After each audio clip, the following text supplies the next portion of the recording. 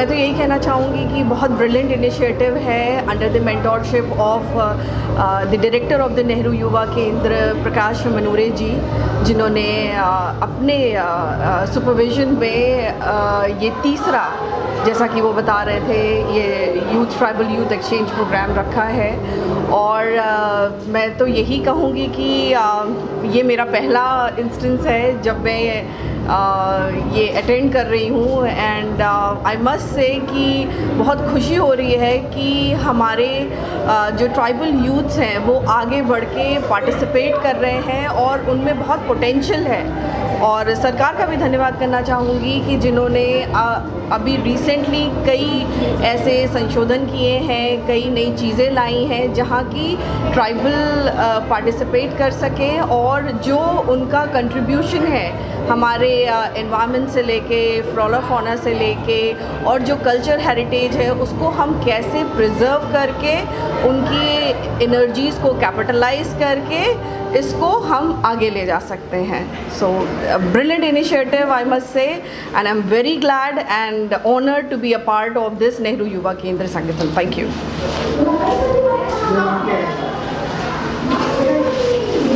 जी, सर्वप्रथम मैं नेहरू युवा केंद्र तथा प्रकाश मनोरे जी और जो रायगढ़ तथा मुंबई जिले के संगठक हैं श्री निशांत रोतेला जी, इनको बहुत बहुत उनके बहुत आभार व्यक्त करना चाहती हूँ कि उन्होंने मुझे यहाँ पर आने का मौका दिया।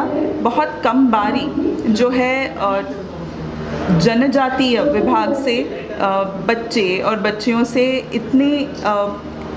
इतने दिल से बात करने का मौका मिलता है। बहुत सारे जिलों से, पूरे भारत से जो युवा यहाँ पर एकत्रित हुए हैं, जैसे फूलों का गुलदस्ता नहीं होता, वैसे पूरा सभागृह जो है वो बहुत बहुत सुंदर और साथ ही में एक युवा शक्ति से प्रेरित मालूम पड़ रहा था। मैं आर्मी से हूँ, मैं बॉर्डर इलाके में जो हमारे सीमावर्ती क्षेत्र हैं वहाँ पर रह चुकी हूँ। मुझे मेरे ट्रेनिंग तथा मेरे पोस्टिंग के दौरान जो जम्मू कश्मीर के काफ़ी दूर दराज के इलाकों में था, मुझे पता है कि बहुत ऐसे गांव हैं, बहुत ऐसी छोटी छोटी जगहें जो कि गांव भी नहीं है, उससे भी छोटे से जगहों पर ट्राइबल क्षेत्र हैं और वहाँ तक पहुँचना बहुत बहुत मुश्किल है। अगर नेहरू युवा केंद्र के द्वारा हमारी सरकार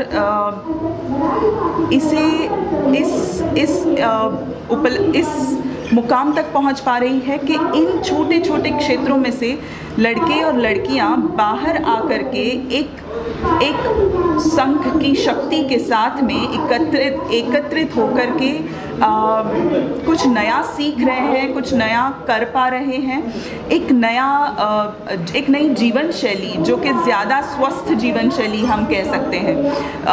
ट्राइबल या जनजातीय क्षेत्रों में हम अगर जाएं तो हम उनकी जो जीवन शैली है उन्हें तोड़ मरोड़ कर कोई नई जीवन शैली अगर हम उन्हें देते हैं तो वो कभी भी अपनाते नहीं।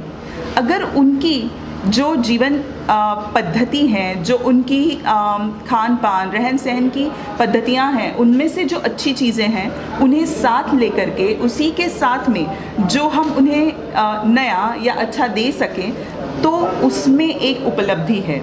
और नेहरू युवा केंद्र का जो मैंने कार्यक्रम देखा, इस पूरे कार्यक्रम के दौरान बच्चों को अच्छा खाना, जैसे कि पौष्टिक खाना, जैसे मिलेट्स हो गया, मिलेट्स माने श्री अन्न हम जिसे कहते हैं, श्री अन्न, और जो कि हमारी धरती पर अच्छे तरीके से उपजता है, जो यहाँ पर उपजता है, जो जंगलों में उपजता है, वो बच्चों को किस तरीके से खाना है, बस किस तरीके से पकाना है, इतना भी अगर पता चल जाए, दिन में 4 बारी खाना ज़रूरी है और किस तरीके से खाना है, स्वच्छता के नियम हैं, शारीरिक व्यायाम। हम सोचते हैं कि ट्राइबल यूथ हैं तो इनका तो एक्सरसाइज का तो कोई ज़रूरत नहीं, पर ऐसा नहीं है। आज के दौर में ट्राइबल्स में जो है नॉन कम्युनिकेबल डिजीज़ेस, मैं डॉक्टर हूँ तो मैं इस बारे में भी बताना चाहती हूँ कि ना कि सिर्फ कम्युनिकेबल डिजीज़ेस जैसे कि मलेरिया, बल्कि नॉन कम्युनिकेबल डिजीज़ेस जैसे हाइपरटेंशन,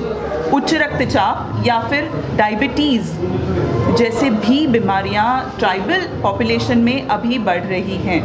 और जो हमारा यूथ है, हमारे जो युवा हैं, अगर युवा इस फैक्ट से अगर उनमें अगर अवेयरनेस हम क्रिएट नहीं करते, तो जैसे हम सभी जानते हैं कि हमारा देश जो यंग नेशन माना जाता है, भारत देश में सबसे ज़्यादा युवा शक्ति मानी जाती है, वह युवा कहीं इन नॉन कम्युनिकेबल डिजीज़ेस के तो शिकार नहीं हो जाए।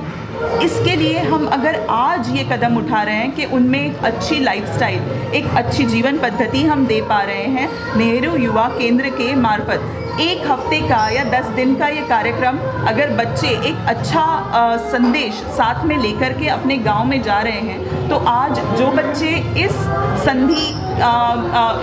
कार्यक्रम का हिस्सा नहीं हैं, आगे चलकर हो पाएंगे, या जो लोग उनके घरों में हैं, उनकी फैमिलीज़ जो बच्चे यहाँ से संदेश ले जाएं, वो वहाँ पर पूरे गांव में, पूरी बस्ती में फैला पाएं, ताकि एक अच्छा सक्षम जिसे कहें और स्वस्थ भारत पूरी तरीके से, ना कि सिर्फ सिटीज़ या फिर टाउन्स में, बल्कि छोटे छोटे गाँव में, छोटे छोटे इलाकों में, हम पाड़ा बोलते हैं महाराष्ट्र में, छोटे से जो हैबिटेट्स हैं, वहाँ तक भी एक स्वस्थ जीवन शैली और स्वस्थ भारत जो है हम बना पाएँ। तो नेहरू युवा केंद्र का इसमें बहुत बहुत बड़ा योगदान है, ये मैं समझती हूँ। और बहुत बहुत धन्यवाद कि इस तरीके का जो है ये 15वां कार्यक्रम है, और इस कार्यक्रम का हिस्सा होने पर मुझे बहुत गर्व है। जय हिंद।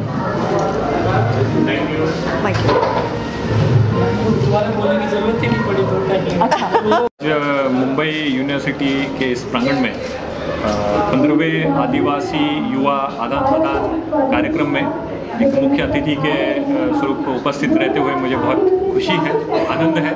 मैं नेहरू युवा केंद्र संगठन मुंबई और उनके सभी आला अधिकारियों के प्रति आभार प्रकट करता हूं, और जो 200 युवा यहाँ पे उपस्थित हैं, उनसे भी काफ़ी मुझे सीखने को मिला, उनसे भी प्रेरणा मिली। मेरी भी कुछ मन की बातें हैं, उनके साथ मैंने साझा की, और ये बहुत सुखद अनुभव रहा मेरे लिए। देश की जो युवा शक्ति है, उनको अच्छी दिशा, अच्छा मार्गदर्शन देने की बहुत ज़रूरत है। वो काम अच्छे तरीके से हमारी भारत सरकार की जो नेहरू युवा केंद्र संगठन है, मुंबई की शाखा है विशेष रूप से, वो अच्छा काम कर रही है। उनको भी मैं सादर अभिवादन करता हूँ और उनकी वो शुभकामनाएं भी देता हूँ। सर, एक सवाल है कि आपने युवा कहा था, युवा के बाद बोला आपने उल्टा करिए तो वायु होगा, तो उसके लिए क्या कहना है सर? देखिए, युवा जब हम लोग कहते हैं, मैं हमेशा ऐसा सोचता हूँ कि युवा के विपरीत उल्टा जो होता है वो होता है वायु, और वायु जो है वो एक शक्ति है, और शक्ति को अगर अच्छे तरीके से हम लोग उसका इस्तेमाल ना करें, उपयोग ना करें, तो वो वायु की जो शक्ति है, जैसे समंदर में अनेक जहाज़ों को भटका देती है, तहस नहस कर सकती है, वैसे ही युवा शक्ति देश के लिए एक बड़ी शक्ति है। और हमारी चुनौती ये है कि उस शक्ति का अच्छा उपयोग हमें करना चाहिए, उसको सही दिशा, सही मार्गदर्शन अगर मिल जाए, तो उसी शक्ति हमारी देश की गरिमा, अखंडता और बहुत सारी अच्छी अच्छी चीज़ें हमें प्रदान करने के लिए सक्षम हो। सर, आपसे जानना चाहेंगे, निम्बालकर सर मुख्य रूप से आपके कार्यक्रम में शामिल हुए हैं, क्या कहना चाहेंगे, और ये कितने दिवस का कार्यक्रम है, किस तरह से आगे लेकर जाएंगे? सबसे पहले मैं आदरणीय निम्बालकर साहब DIG CRPF वेस्टर्न जोन का प्रति अपना कृतज्ञता जाहिर करता हूँ कि उन्होंने यहाँ पर इस कार्यक्रम में अतिथि के रूप में अपना समय दिया। मुख्य रूप से ये गृह मंत्रालय, CRPF, SSB का ही कार्यक्रम है। हम केवल उसको एग्जीक्यूट करते हैं। जैसा कि जो लेफ़्ट विंग का क्षेत्र है, जहाँ पर ये जो लेफ़्ट विंग की विचारधारा चलती है, वहाँ के बच्चों को यहाँ पर लाकर 7 दिन तक के उनको ये बताना कि विकास निर्माण और राष्ट्र निर्माण में उनकी महत्वपूर्ण भूमिका कैसे सुनिश्चित की जा सकती है।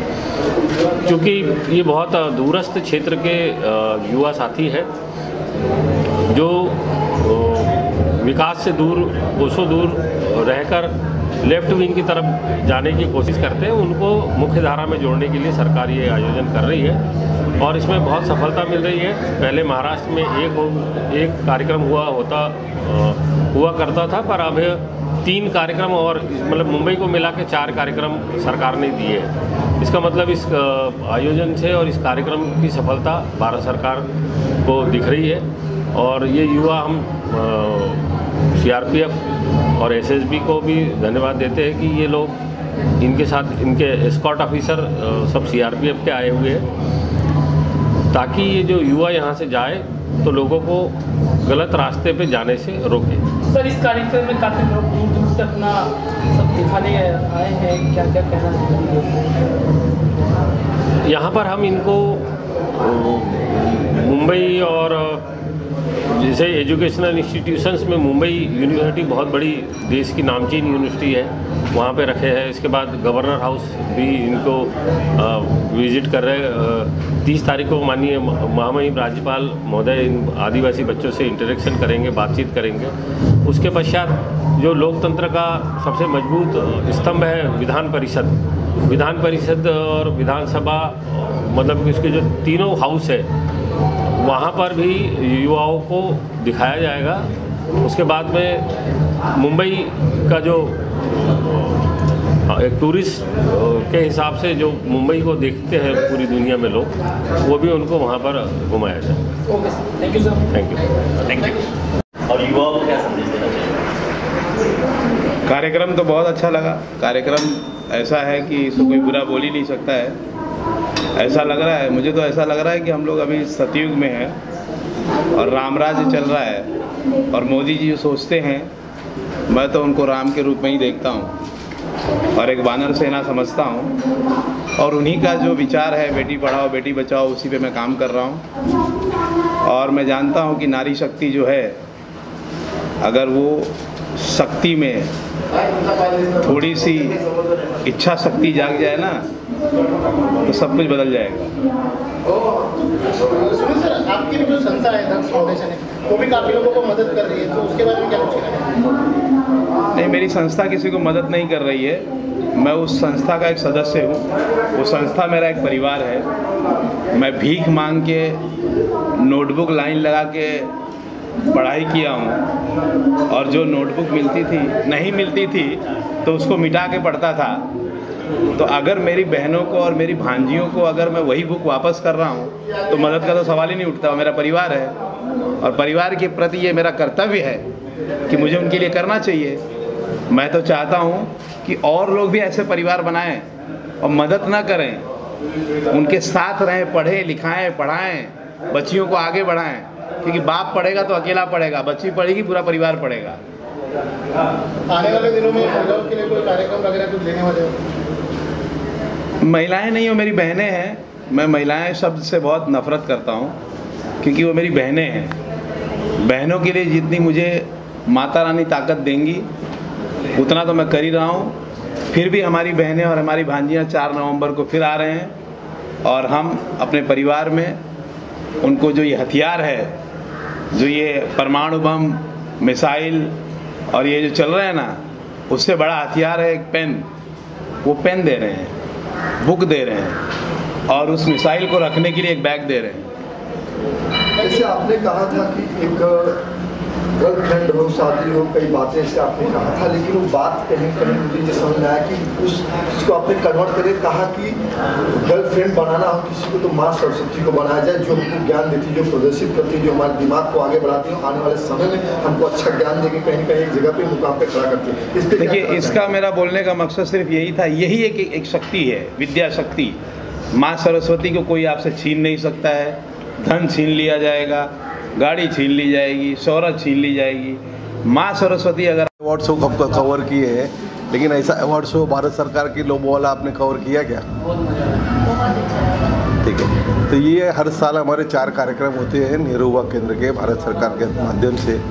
और उसमें हम लोग इनके प्रतिनिधि हैं, सेवक हैं, सेवा करते रहते हैं। और ये जो यहाँ होता है, जो भी कार्यक्रम एक्चुअल लोगों तक पहुँचता है। बच्चों की बाइट आपने सुनी होगी कि वो 12 महीने माड़ भात खाते हैं, जाड़ा चावल मिलता है। आज यहाँ उनको हमने 2 दिन खाना खिलाया तो खाना देख कर ही परेशान है कि बोलते इतना अच्छा खाना हमको सपने में, खाना तो दूर की बात है, देखने को नहीं मिलता था। ऐसी बातें करते हैं। उन बच्चों की आप बाइट लीजिए और उसको अपने मीडिया में प्रसारित कीजिए। यही मेरा आपसे निवेदन रहेगा कि आज भी ऐसे क्षेत्र हैं भारत में, और ऐसे जो रियल स्टोरी वो बच्चे बताएंगे, हम लोग तो गढ़ के बताएंगे। उनकी आप बातें लें, क्या क्या उनका खाना पीना है, कैसे नक्सलाइट क्षेत्र में रहते हैं, कैसा वहाँ का माहौल है, ये देश को दिखाने का आप प्रयास कीजिए। राम कुमार पाल जी, एक सवाल ये आपसे है कि वाकई में आदिवासी समाज जो है बहुत निम्न समाज स्तरों से लोग मिलते हैं, लेकिन आपके दिल में ऐसी कैसी भावना आ गई कि वाकई में निम्न स्तर के जो समाज के लोग हैं उनको आप ऊंचाई के निम्न वर्ग पे लाकर उनका सम्मान कराना, उनका मनोबल बढ़ाना और कहीं कहीं उनको शिक्षा के विभाग में आप उनको रास्तों पर ले जाने का काम कर रहे हैं, वाकई में कहीं कहीं उनकी हमदर्द बनने का काम कर रहे हैं। इस पर भी कुछ बोलना चाहेंगे आप? देखिए, ये कार्यक्रम 8-10 सालों से हो रहा है और हर बार 250 से 300 बच्चे अलग अलग क्षेत्रों से आते हैं। तो ये हमारे बच्चे, भारत सरकार का प्रयास है कि ये हमारे मैसेंजर हैं। इसमें कई बच्चे जो ट्रेन नहीं देखे, जो यहाँ से सीख के जाते हैं, वहाँ वो 1 से 10 को ये बातें बताएं क्या है देश में क्या हालात है, क्या हम देख कर आए हैं। जो इनको नक्सलाइट और लाल बावटा गलत तरीके से यूज करता है, इनको इनके लोग सुने, उनमें से ये आए हैं, ये अपनी बात वहाँ पहुँचाएंगे। यही भारत सरकार का और हमारे नेहरू युवा केंद्र का प्रयास है और इसी पे कार्य चल रहा है। और ये आज 15वां दिवस है आदिवासी का, की बातें होती है, तो क्या वाकई में आप कहीं जो सारे स्टेट के अलग अलग से हैं, वाकई में क्या आप खुद जाके वहाँ पे लोगों को अलग अलग लोगों को यहाँ पे लाने का कार्य किए, उनका सम्मान बढ़ाने का कार्य किए, या वाकई में कहीं कहीं उनको हुनर देख के आपने खुद लुभा गए, या उनके आपके दिमाग में कुछ ऐसा कुछ आया? मैं आपको जानकारी देना चाहूँगा, भारतवर्ष में नेहरू युवा केंद्र के हर जिले में CO है। ये जानकारी देश में लोगों को नहीं है। हम लोग सिर्फ एक मेल भेजते हैं, CO अपने अपने क्षेत्र में काम करते हैं। मेरी माटी मेरा देश का भी ऐसे ही कार्यक्रम हुआ है। अभी कल ही एक ट्रेन मेरी माटी मेरा देश का कलश, एक ट्रेन पूरी इस नाम से दिल्ली गई है।